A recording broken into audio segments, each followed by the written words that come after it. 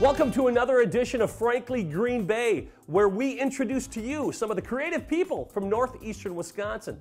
I got one of the guys on my top 10, Norb Rozek. Ladies and gentlemen, he's a punk rock kingpin, a graphic artist, a video game designer. He's an author, a college teacher, an announcer, and a record producer, and I'm probably forgetting a few things. Ladies and gentlemen, Reverend Norb Rozek.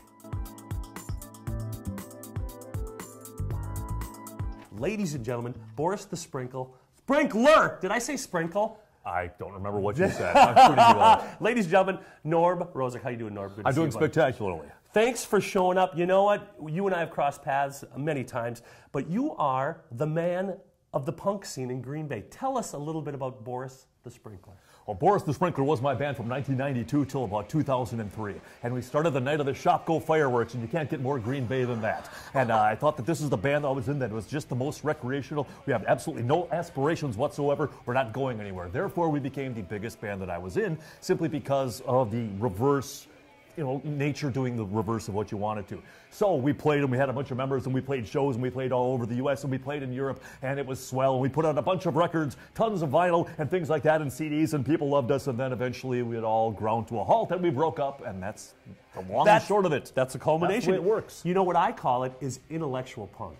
Would you call it that? I would not call it that. I would not call it that. Now, I turned on the tube in 1992, and all of a sudden on the Jenny Jones show, I see you. Tell me, what was that? Tell me about that. All right, that actually happened in 1996 when I was still relatively young and beautiful. There was what they called a secret crush episode, and that happens when they get a bunch of people that have secret crushes on people to call in and say, I have a secret crush on this person. Then they arrange to call the crushee, and then the crushee, not knowing who has the crush on them, comes into the show, and then they have the two sides meet, and it's kind of like some sort of weird dating game.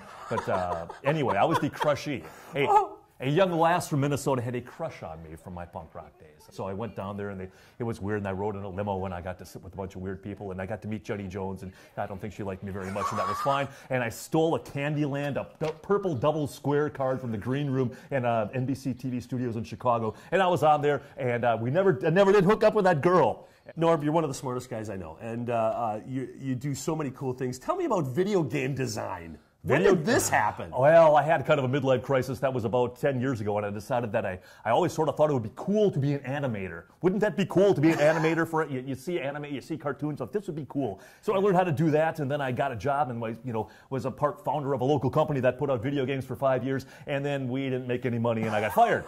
So I don't do that anymore. So that's the end of that story. That's the name of that tune, baby. Okay. I tell you what, you're an author. You wrote a book about your life in Boris the Sprinkler. My son has read your book. I bought it at Rock and Roll Land.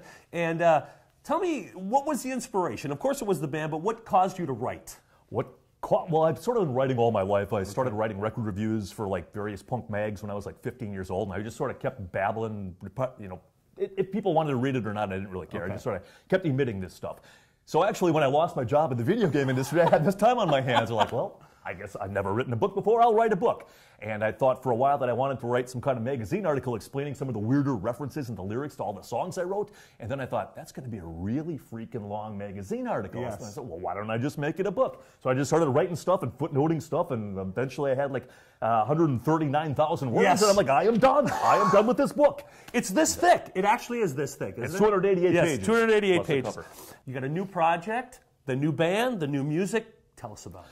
My new band is Reverend Norb and the Onions. I did not name the band. They were already a band called the Onions. They're younger than I am because everybody's younger than I am. They were from Manitowoc. And we just sort of got together about 2 years ago because they wanted to play covers of this band called the Dickies for a Halloween set. They said, would you be interested? I said, sure. I'm not going to practice. I'll just show up. You guys learn the songs. I'll learn the songs. We'll just show up and play. So we did that for about 4 songs. We thought, wow, this is going pretty good. And I'm like, wow, I didn't even have to practice. So that's cool. And then we thought, well, why don't we just get together and do some stuff? So we do some stuff and we play and we just put out a record. And we're tremendous. You'll love us. Yes. You'll just love us. Now, you have a lot of vinyl out there, a lot of stuff people can buy. Where can they go to get your stuff? The exclusive company in Green Bay is not a bad bet, nor is Rock and Roll Land, aforementioned on this very program. Yes. Reverend Norb, I had such a blast interviewing you. I hope we can get this down to 3 minutes. Good luck. Yes. Thank you, sir. Thank you. Join us next week as we bring another creative person from northeastern Wisconsin on Frankly Green Bay. Keep it Vulcan.